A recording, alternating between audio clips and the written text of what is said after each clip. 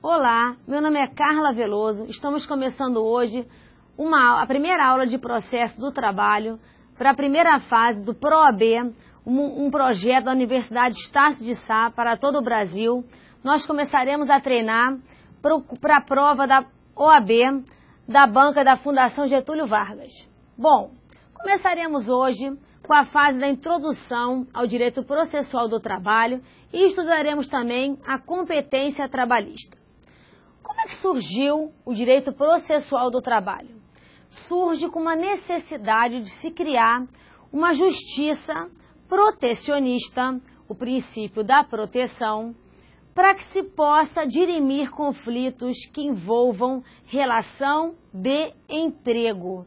Então a gente vai analisar inicialmente os princípios que vão reger esse direito processual do trabalho, para poder começar a analisar a evolução desse direito, culminando com o que vem sendo cobrado na prova da OAB. Ok? Vamos lá então. Só a efeito de introdução, lá no início, em 1943, quando se cria a CLT, a Consolidação das Leis do Trabalho, se inicia uma coisa chamada Junta de Conciliação e Julgamento. A Junta de Conciliação e Julgamento, hoje não é mais chamada assim, lá na criação, tinha esse objetivo. Se cria a Junta de Conciliação e Julgamento,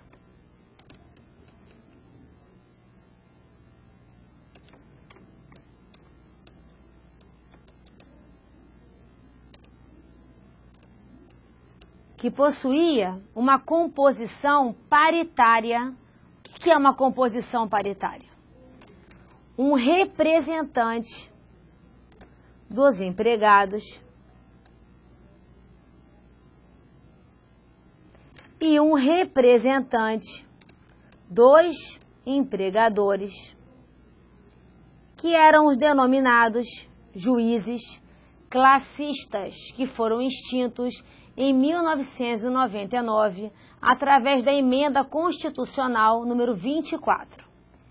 E um juiz togado, que era aprovado em concurso público. Então, os três tinham uma composição paritária, onde dois eram indicados e um era aprovado em concurso público. Essa composição paritária existia porque o advogado na área trabalhista era facultado, a parte poderia utilizar-se do jus postulante, ou seja, da reclamação verbal. Vejam o artigo 791 da CLT. Então aqui nós tínhamos, e ainda temos hoje, o jus postulante, que é previsto no artigo 791 da CLT e que existe a reclamação verbal. Peço a vocês que leiam o artigo 791 da CLT e, juntamente com ele, façam uma remissão à súmula 425 da CLT, que já foi objeto de cobrança na prova da OAB, inclusive na primeira fase, que é uma limitação da atuação do jus postulante. Vou colocar aqui no material para vocês. Que significa dizer o quê?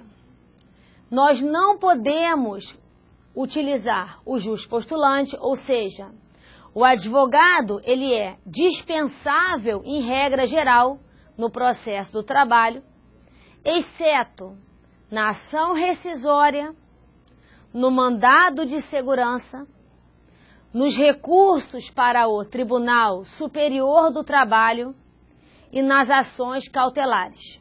Então, nessas 4 situações, quando eu postulo no seu trabalho, eu preciso ter advogado. Ou seja, eu não posso utilizar do jus postulante. O advogado se torna indispensável.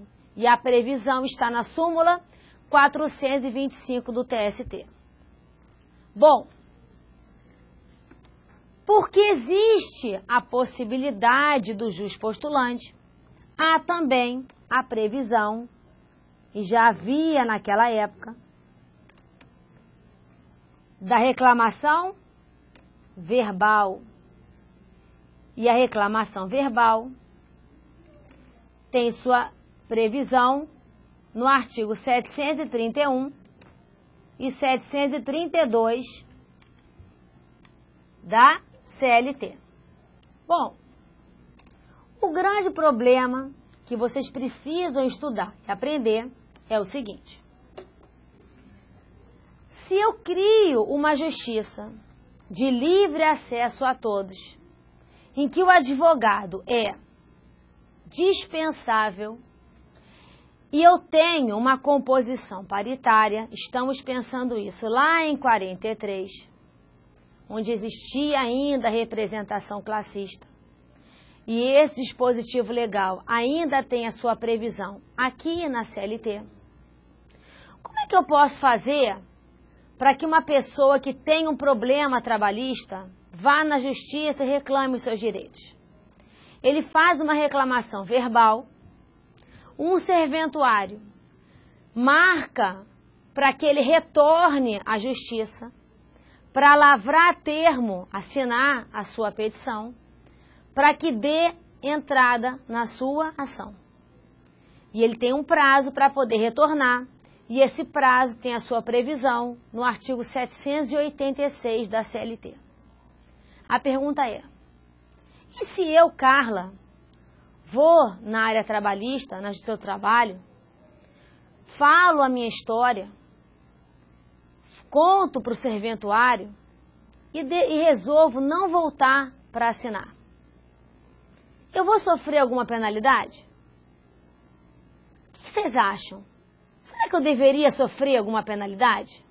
Poxa, eu fui lá, falei minha história, prejudiquei uma pessoa que ficou lá me escutando, no serventuário, deixa eu atender alguém.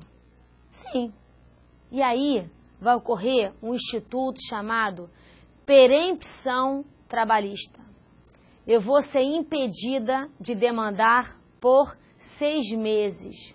Artigo 731 da CLT. Marquem no código, marquem na CLT, na consolidação.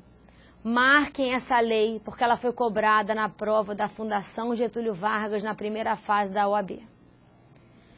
Então, quando eu faço uma reclamação verbal e não compareço para assinar, para lavrar termo, eu fico impedida de demandar por um prazo de 6 meses. Perempção trabalhista. 731 da CLT. Qual é a outra possibilidade de perempção trabalhista?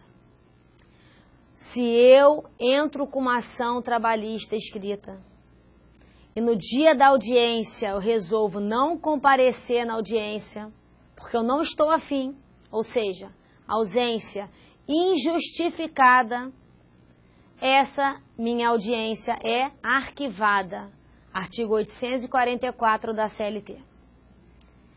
Isso me permite ingressar com uma outra ação trabalhista. E é isso que eu faço. Eu entro com a segunda ação trabalhista e no dia da audiência eu resolvo faltar porque eu estou a fim de ir à praia. Ou seja, falta injustificada. Então eu entrei com 2 ações distintas em face do mesmo réu e nas 2 situações, nas 2 audiências inaugurais, por ações, por causas injustificadas, resolvi me ausentar. Para que eu possa entrar com a terceira ação, eu vou ter que esperar 6 meses. Por quê? Porque da segunda para a terceira eu vou sofrer a perempção trabalhista. 6 meses. Artigo 732 da CLT. São as duas hipóteses de perempção trabalhista que existem no processo do trabalho e que são cobradas na prova da FGV. Então, primeiro bizu para vocês, que é super importante e que é cobrado na prova da FGV. Então, como primeira dica, já como questão de prova da FGV, fiquem atentos. Perempção trabalhista é matéria de prova, vocês precisam saber, está no artigo 731 e 732, e é perempção trabalhista. Sendo reclamação verbal, basta não ir lavrar a termo a primeira reclamação, que da primeira para a segunda espera 6 meses, e sendo reclamação escrita da segunda para a terceira, 6 meses. Artigo 732 da CLT. Ok? Vamos lá. E aí, essa junta, ela foi extinta com a emenda 24/99, onde se passou a chamar Vara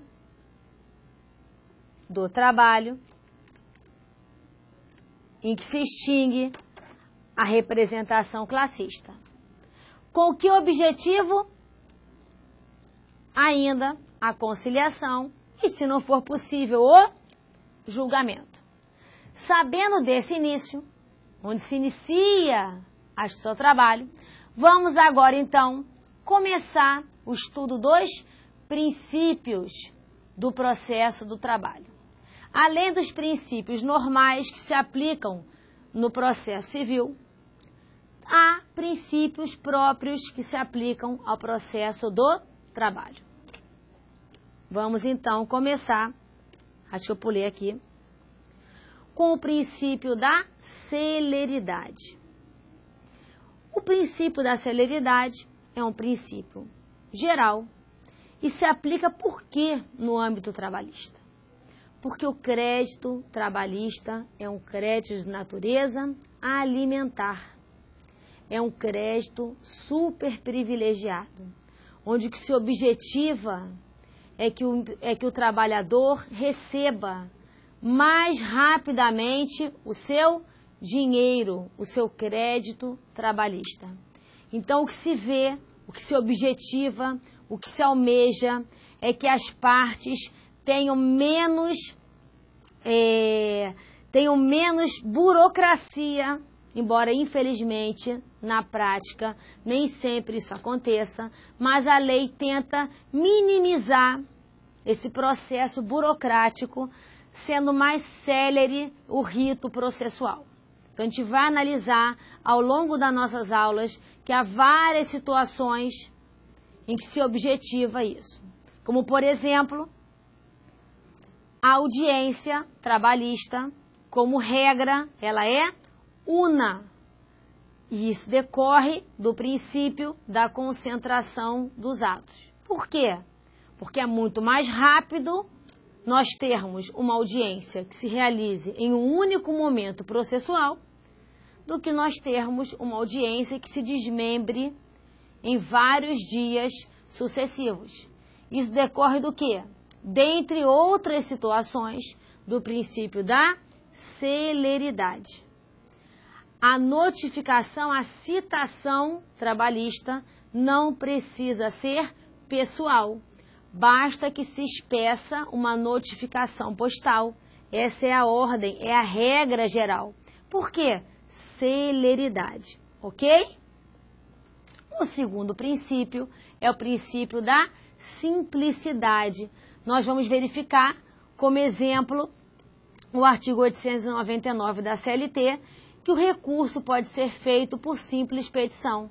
Tribunal, não concordei com a decisão proferida pelo juízo primário. Eu objetivo a reforma. Então, há situações já partindo de um pressuposto que a própria justiça não obriga a ter advogado, na maioria dos casos, embora na prática não se veja isso, que ela é mais simples do que uma justiça que se obrigaria a essa formalidade legal. Ok? Princípio da oralidade. Vamos perceber em diversos dispositivos legais que se prioriza a oralidade. Os debates verbais são muito utilizados na esfera trabalhista. Se a gente for perceber aqui, vou mostrar para vocês.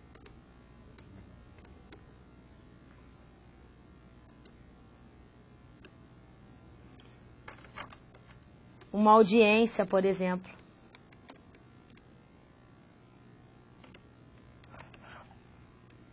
Ela vai ter as partes presentes,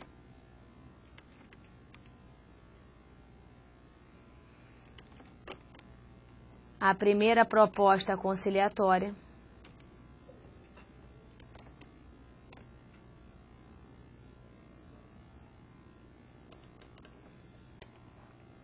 a resposta do réu. E aí a lei diz que o réu poderia se defender oralmente, a instrução probatória, que é a oitiva de testemunha e a produção de provas, debates verbais, depoimentos pessoais, razões finais,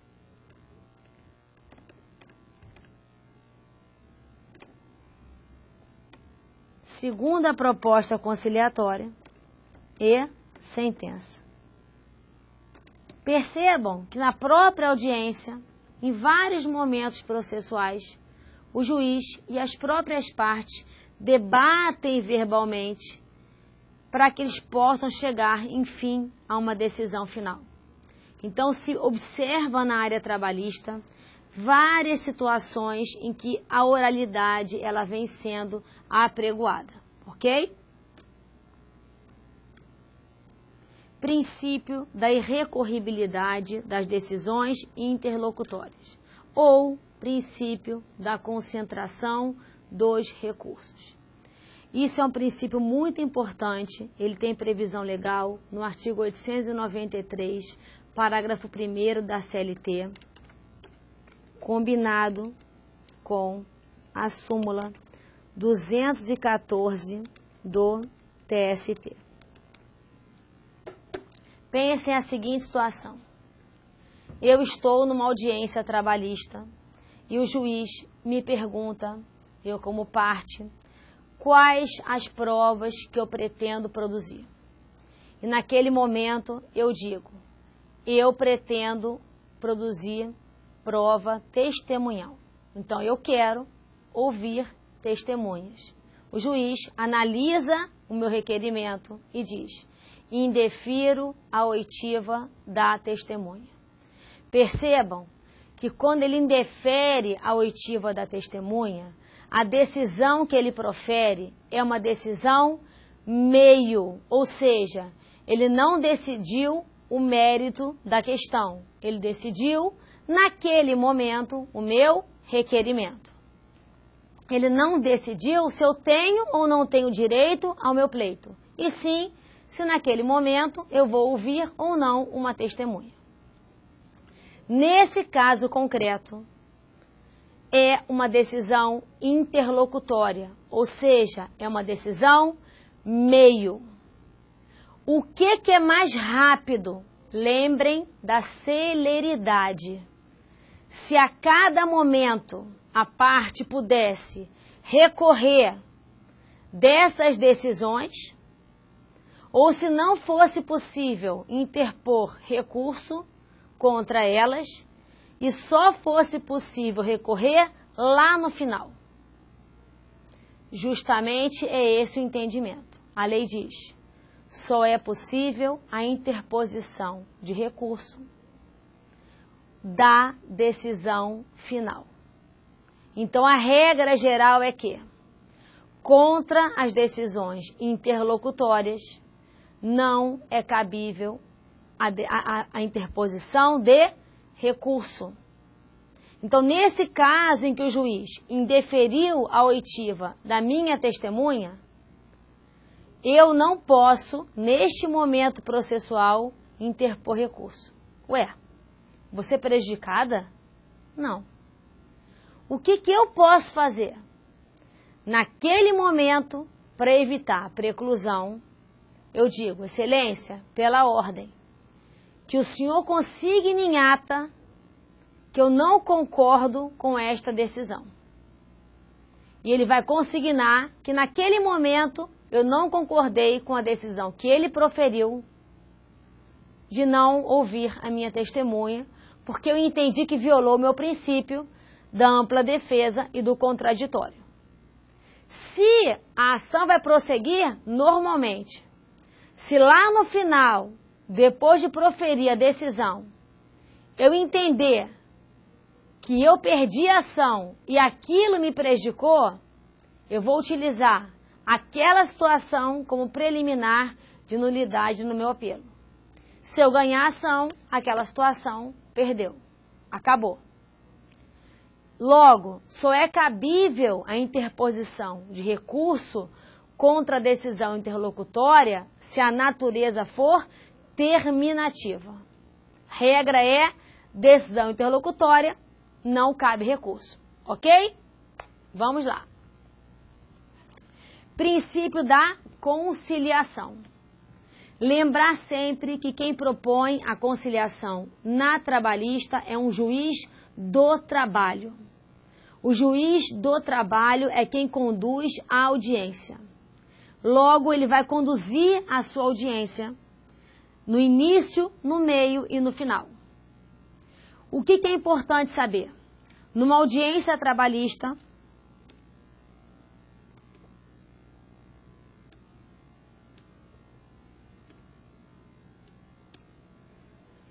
percebam que no início da audiência e no final da audiência, o juiz ele é obrigado a propor a conciliação.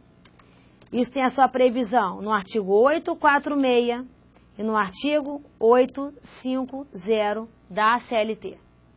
Logo, o juiz propõe a conciliação. Isso decorre do princípio da conciliação. O fato do juiz propor a conciliação não implica em dizer que o juiz ele é obrigado a propor a conciliação. Desculpa, ele é obrigado a homologar a conciliação. Então pense a seguinte situação. Eu estou numa audiência trabalhista e o juiz propôs uma conciliação. As partes aceitaram o acordo. Então, ele propôs a possibilidade de conciliação? Sim. Qual é a possibilidade? R$100.000. O juiz olha, analisa o conteúdo dos autos e diz: não vou homologar o acordo em R$100.000. Pensem, o juiz ele é obrigado a homologar o acordo? Caberia mandado de segurança para a homologação do acordo? Não. Questão FGV. A homologação do acordo é uma faculdade do magistrado, inexistindo direito líquido e certo, tutelável pela via do mandado de segurança. Está onde? Na súmula 418 do TST, súmula 418 do TST. Então, leiam a súmula 418 e observem que a homologação do acordo, ela é facultativa, ou seja, o juiz ele não é obrigado a homologar. Ele é obrigado a propor a conciliação, o que é diferente. E se o juiz propuser a conciliação e homologar o acordo? O acordo homologado se transforma em título executivo judicial. Artigo 876 da CLT. que para as partes ele é irrecorrível. Artigo 831 da CLT. Para quem é cabível acordo? Para quem é cabível recurso? Para a Previdência Social. Quanto ao quê? As contribuições previdenciárias. Artigo 831, parágrafo 1º da CLT. Beleza? Muito bem. Vamos prosseguindo. Então, aqui eu botei para vocês os momentos obrigatórios.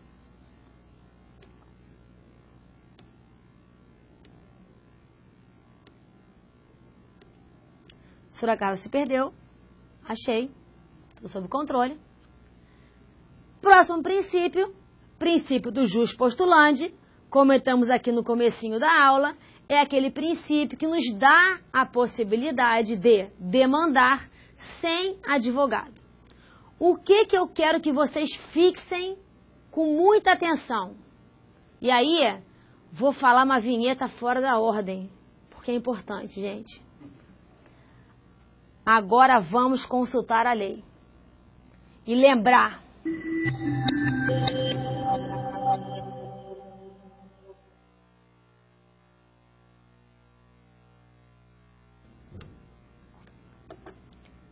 Quando se fala em jus postulandi, é importante interligar o seguinte. Jus postulandi, peguem a CLT e façam essa ligação. Artigo 791 da CLT. Base. Então, se eu pegar aqui, mostrar para vocês a base 791. Lá está previsto o jus postulandi. Limitação, súmula 425 do TST. Se eu tenho a possibilidade de demandar sem advogado, é porque o advogado é luxo. Se o advogado é luxo, é cabível ou não é cabível honorários sucumbenciais? Vamos pensar. Como regra geral, não. E aí, gente, diretamente para a súmula 219 do TST. Ler toda.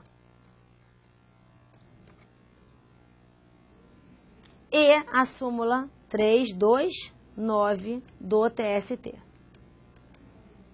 Aproveitando que estamos lendo o 791 e ler os parágrafos que dizem respeito ao mandato tácito que sofreram mudanças recentemente. Reparem que é assim que a gente vai estudar para a nossa provinha da OAB e vamos ter a nossa aprovação de primeira. Esse é o nosso objetivo, esse é o nosso foco e essa é a nossa realidade. Ok? Vamos lá então.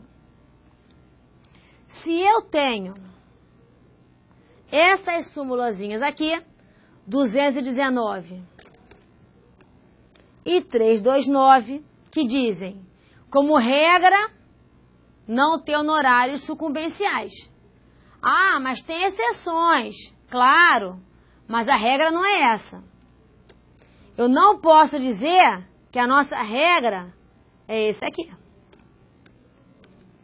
Eu até posso aplicar ele, mas não é a regra. Beleza? Tranquilo. Outro princípio, unificação dos prazos recursais. Na trabalhista, como regra geral, os prazos para recurso são de 8 dias. Tá? Então, quando eu vou recorrer, nós vamos ver lá na nossa aula de recursos, os prazos como regra são de 8 dias. E princípio da subsidiariedade. Nós não temos código, nós temos consolidação, que tem previsão da lei material e da lei processual. Então, há dispositivos que são falhos, que são omissos. Então, nós temos na lei material, no direito material do trabalho, O artigo 8º da CLT diz: eu posso aplicar o Código Civil naquilo que houver omissão na CLT, quando não houver incompatibilidade. E no direito processual do trabalho, o 769 diz: quando não houver incompatibilidade, eu aplico o Código de Processo Civil. Ok? Então aqui eu tenho a subsidiariedade processual civil no 769 da CLT. Ok?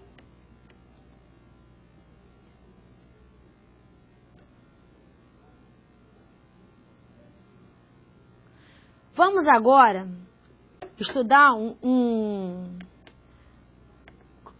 tema sobre comissão de conciliação prévia rapidamente, porque é um tema que atualmente é pouco cobrado na prova da OAB, mas que eles têm que dar uma lidinha rápida só para ter uma ideia, porque pode ser que caia uma questão, eles têm que ter isso como tópico da nossa vida. Bom, enfim, quando se acabou a representação classista em 1999, se cria na CLT, em 2000, os artigos de 625-A a 625-H, que estabeleceram a Comissão de Conciliação Prévia. O que era isso? Era uma forma de tentativa de conciliação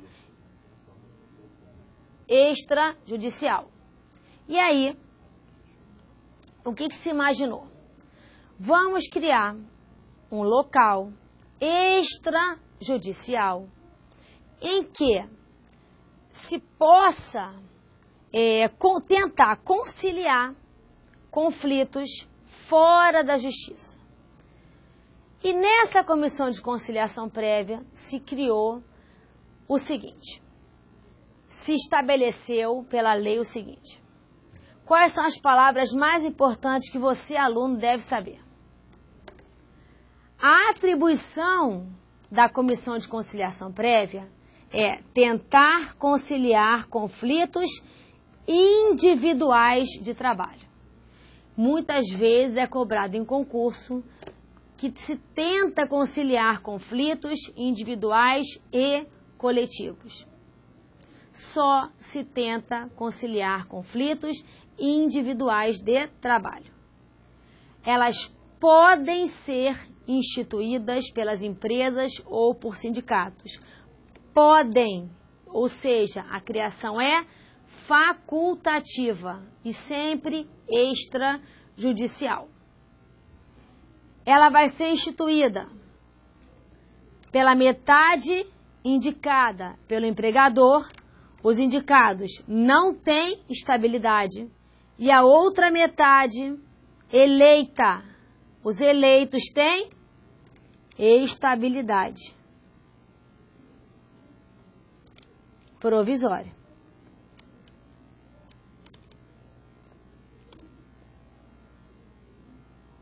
Instituída pelo sindicato, constituição e funcionamento definidas pela convenção ou acordo.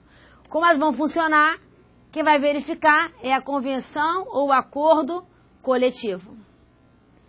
A submissão da demanda na comissão de conciliação prévia suspende o prazo prescricional por 10 dias. Lembrar a palavra suspensão, o que difere da palavra interrupção. Suspensão, se eu tenho, após a extinção do contrato de trabalho, 2 anos para demandar. Se já decorreu 1 ano e 11 meses, e eu me submeto à comissão de conciliação prévia, eu tenho 1 mês. Passei pela comissão, passaram 10 dias, tenho 30. Ok? Não interrompe, não volta do zero. Suspende. O 625D foi o artigo que deu muito problema, porque quando da criação era obrigatória a submissão à comissão de conciliação prévia. E aí, o Supremo Tribunal Federal estabeleceu que hoje é uma faculdade a submissão à comissão de conciliação prévia. Então, se cair em qualquer prova para vocês, vocês têm que saber que hoje vigora uma liminar do Supremo Tribunal Federal, na ADIM 3395, que estabelece que a submissão à comissão de conciliação prévia, hoje ela é uma faculdade, ou seja, se eu quiser, eu vou direto para a justiça, se eu não quiser, eu me submeto antes à comissão de conciliação prévia. Se eu quero fazer um acordo na comissão de conciliação prévia, esse acordo na comissão de conciliação prévia, ele é um título executivo extrajudicial e terá eficácia liberatória geral, exceto contra as parcelas expressamente ressalvadas. Se o acordo não for cumprido, ação executiva. Aonde? Na Justiça do Trabalho. Ou seja, se não tiver acordo, vou para a Justiça. Deixa eu mostrar aqui um quadrinho para vocês. Passo pela comissão, tem a conciliação, tem o termo de conciliação, título executivo, não é cumprido, ação de execução. Não fiz acordo, tem uma declaração. Só mostrar uma coisinha rápida antes. Vamos imaginar que eu passei pela comissão, postulando hora extra. E aí, na comissão, eu fiz um acordo de R$10.000, sem ressalva. E aí, não foi cumprido. Vai caber ação de execução, no valor de R$10.000. Eu não posso cobrar agora outras verbas, porque eu fiz acordo e nesse acordo sem ressalva eu dei quitação total. Ou seja, não se pode cobrar outra verba que não foi objeto daquele acordo. Como é que se compõe o seu trabalho? Varas do trabalho, tribunais regionais do trabalho e um tribunal superior do trabalho com sede em Brasília. E eu pus para vocês aqui no slide os artiguinhos com a composição de cada uma desses locais, ok? Com a sua competência, a sua composição. Vamos agora consultar a lei da competência material trabalhista.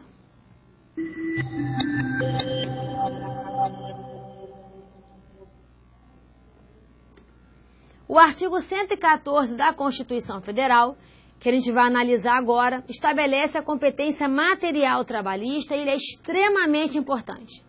Vamos agora dar uma lidinha nele com rapidez para a gente poder estudar esse artigo. Ele sofreu uma mudança com a emenda 45 em 2004. Ele estabelece o que nós vamos poder dirimir como conflito na área trabalhista. 114.1. Ações oriundas da relação de trabalho. Ou seja, qualquer tipo de trabalhador, exceto servidor público, estão abrangidos na competência material trabalhista. Então, se eu sou avulso, temporário, empregado público, voluntário, empregado, aprendiz, qualquer tipo de trabalhador, eu tiver um dissídio, um conflito trabalhista, a competência para dirimir o meu conflito é na esfera trabalhista. Onde é que está escrito isso? No inciso 1º da Constituição Federal, do artigo 114, que foi alterado em 2004 com a emenda 45. Nesse mesmo artigo, a ADIM 3395 estabeleceu que o servidor público foi excluído seja ele municipal, estadual ou federal. Inciso 2º do mesmo artigo, ações que envolvam o exercício do direito de greve, qualquer situação que envolva greve. Há uma reintegração de funcionários que estão na posse de uma empresa durante o movimento paredista, durante uma greve. Vamos dirimir aonde? Na trabalhista. A greve é ou não é abusiva? Trabalhista.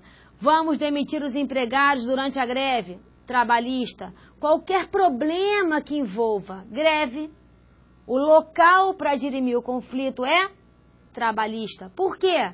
Porque o inciso 2º do artigo 114 estabelece este dispositivo.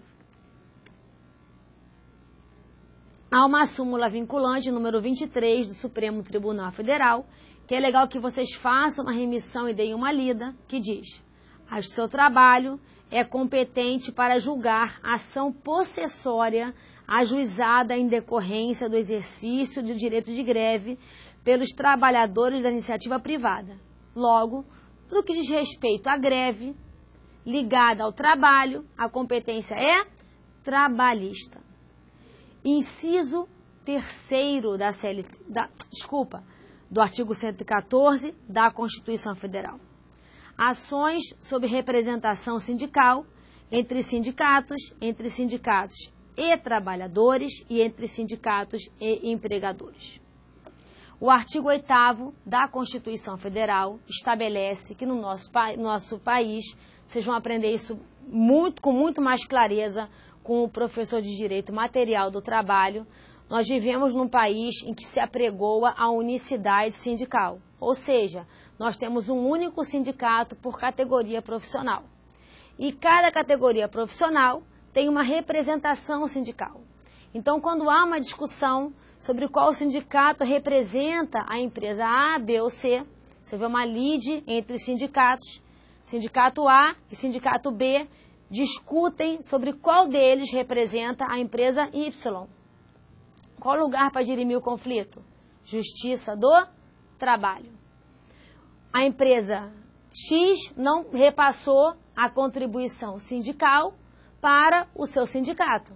Ela cobrou, ela retirou dos empregados, mas não repassou para o sindicato. Então, é uma ação de cobrança do sindicato em face da empresa. Qual a competência? Trabalhista. O empregado quer entrar com uma ação em face do sindicato dele, porque ele achou que foi constrangido. Trabalhista.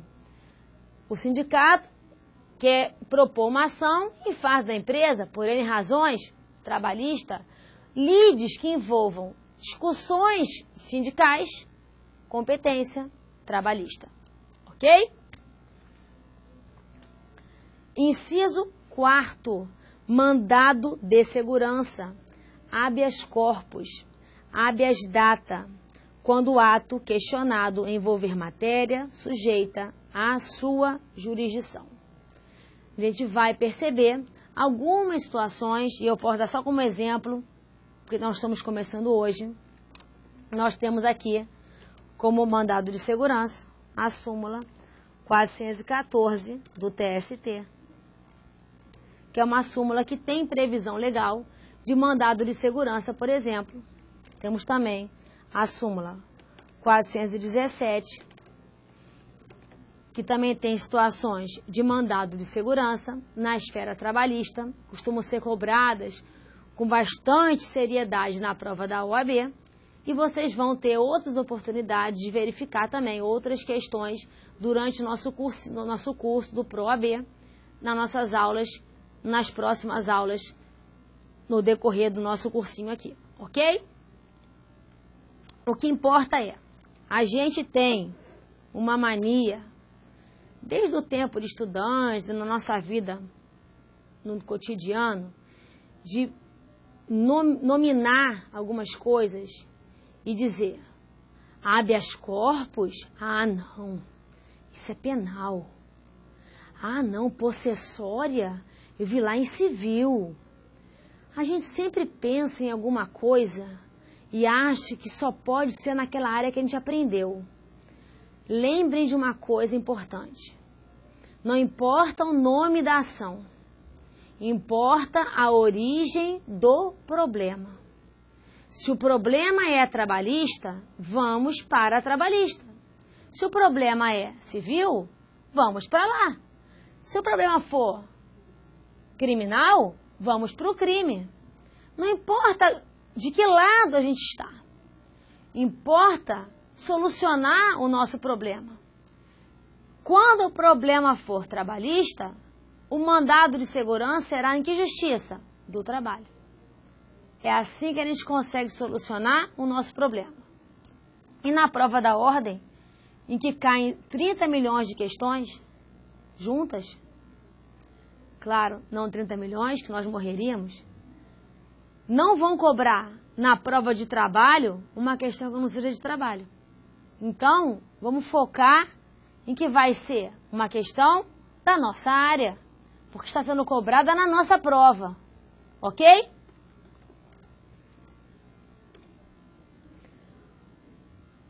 Mandado de segurança, ele é muito utilizado e muito cobrado.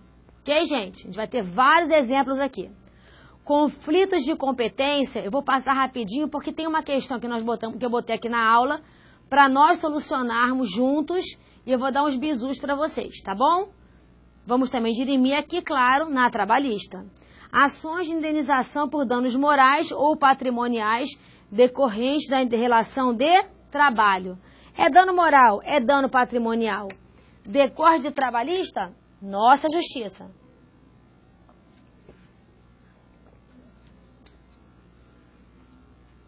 Agora, mudança, fique ligado, uma mudança de 2014, gente.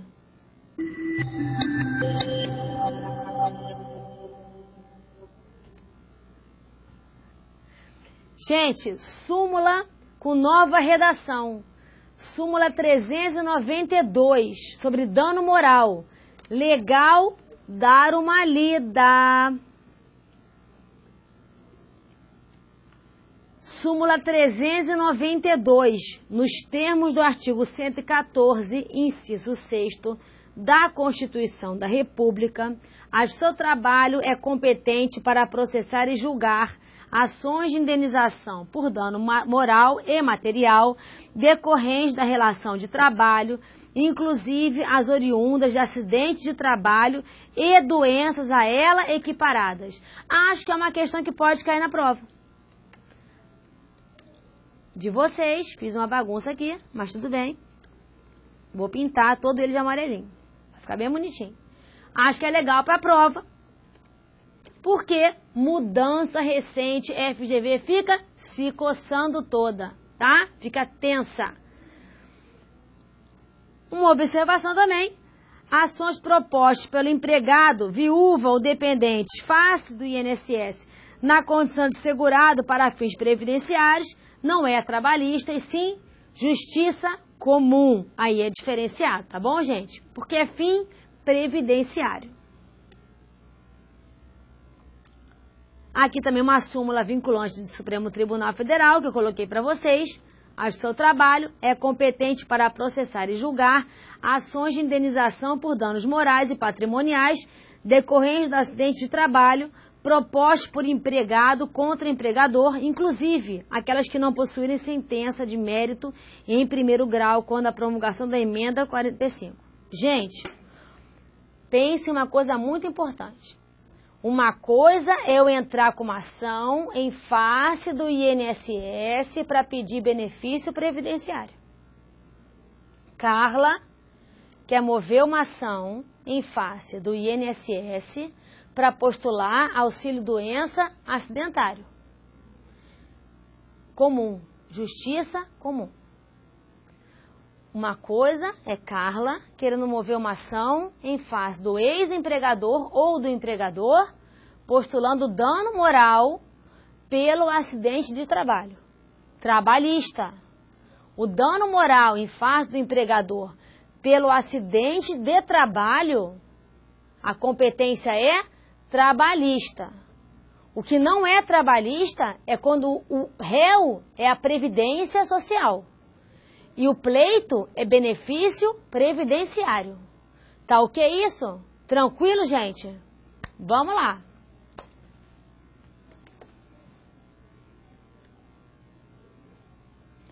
Outra súmula do Supremo Tribunal Federal: compete ao seu trabalho julgar as ações que tenham como causa de pedir o descumprimento de normas relativas à segurança, higiene e saúde dos trabalhadores. Perceberam que tudo que é ligado a trabalho, qual é a competência?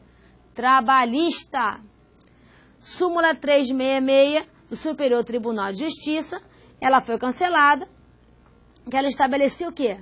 A competência da justiça comum para julgar ações contra parentes. Isso aqui morreu.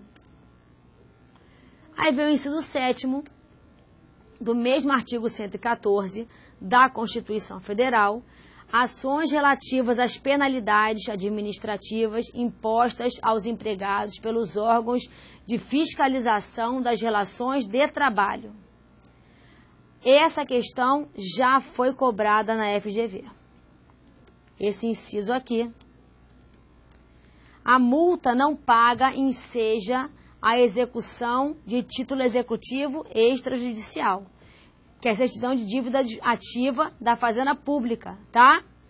Mas você pode reclamar na trabalhista. Essa discussão de saber se o débito é devido ou não. Inciso 8º. Execução de ofício de contribuições sociais previstas no artigo 195, inciso 1º, a linha A e inciso 2º e seus acréscimos legais decorrentes das sentenças que proferir. Observação. O artigo 876, parágrafo único da CLT, serão executadas de ofício as contribuições sociais devidas em decorrência das decisões proferidas pelos juízes de tribunais. É o seguinte, gente. Quando há uma decisão que o juiz profere na trabalhista ou há um termo de conciliação, o juiz já de ofício executa a previdência social, tá? As contribuições previdenciárias. E além disso tudo que a Constituição Federal estabeleceu, o inciso 9º ainda estabelece outras controvérsias decorrentes da relação de trabalho. Além disso tudo que for ligado a trabalho, nós ainda temos como possíveis de se colocar na esfera trabalhista, tá? Vamos agora para exercícios.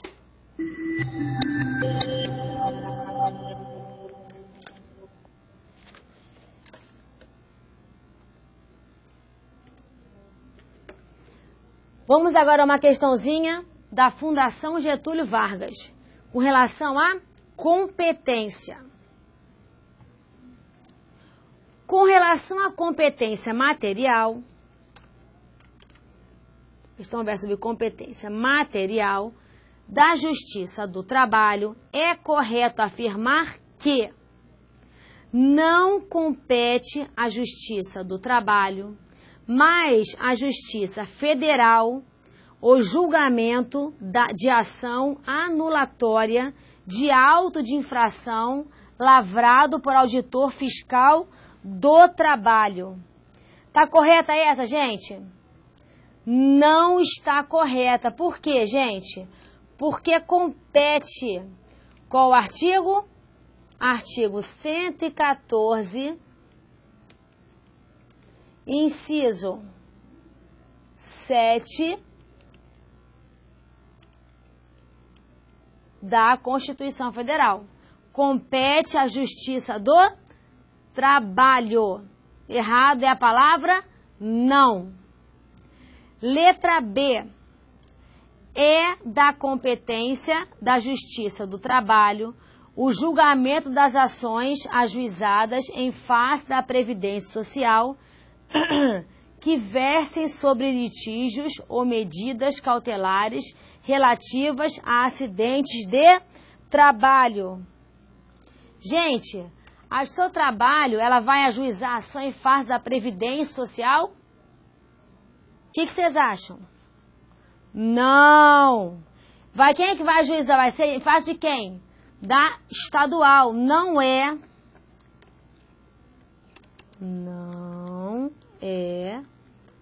da Justiça do Trabalho. Aqui está errado, artigo 114, 8, inciso 8º da Constituição Federal. C. De acordo com o entendimento do Superior Tribunal de Justiça, é da competência do seu trabalho processar e julgar a ação de cobrança ajuizada por profissional liberal contra cliente. Não é da Justiça Estadual. Súmula 363 do STJ. Cadê aqui? Não é. Logo é a letra D.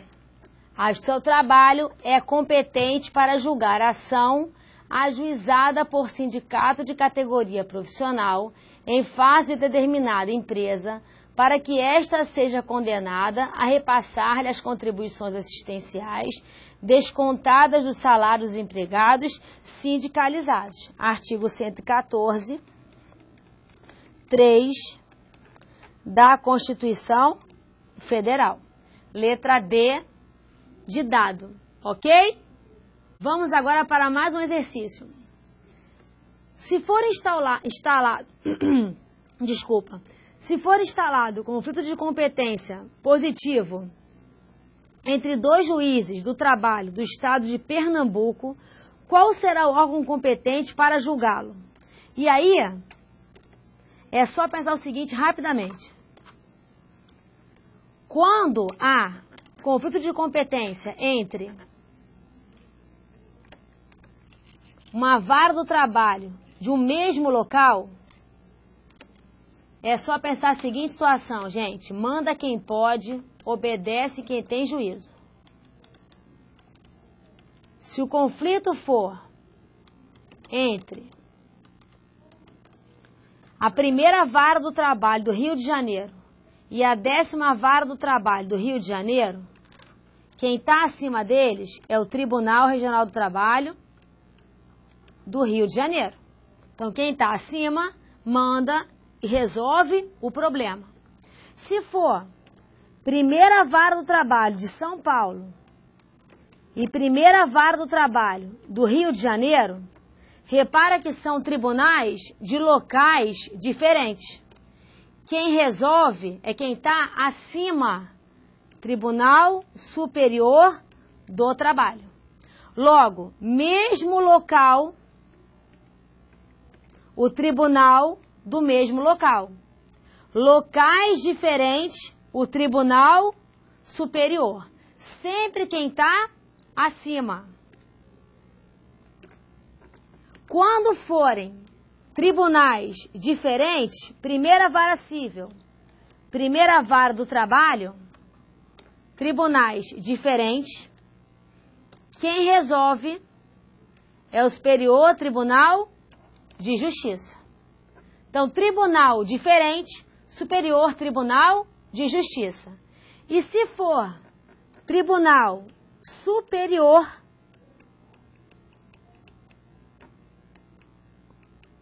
Supremo Tribunal Federal. Então, mesmo estado, mesmo tribunal, quem está acima. Mesmo tribunal, estados diferentes, quem está acima dele. Tribunais diferentes, Superior Tribunal de Justiça. E Tribunal Superior, Supremo Tribunal Federal. Vamos lá para a questão. Se for instalado conflito de competência positivo entre dois juízes do trabalho do estado de Pernambuco, qual será o órgão competente para julgá-lo? Dois juízes do trabalho do estado de Pernambuco. Então, olha só, mesmo estado, Pernambuco. Quem é que vai dirimir um conflito entre dois juízes do trabalho do mesmo estado de Pernambuco? O TST É só olhar, olha, se fosse, vamos inventar aqui, primeira vara do trabalho de Pernambuco e 10ª vara do trabalho de Pernambuco. Quem é que vai ser? O TRT de Pernambuco. Pernambuco. Que é a letra C. TRT de Pernambuco. Ok? Por quê? Mesmo tribunal, vara do trabalho, do mesmo estado, manda quem pode, obedece quem tem juízo. Ok? Gente, foi um prazer estar com vocês. Até o nosso próximo encontro. Um beijo grande. Meu nome é Carla Veloso. Até a nossa segunda aula. Fiquem com Deus.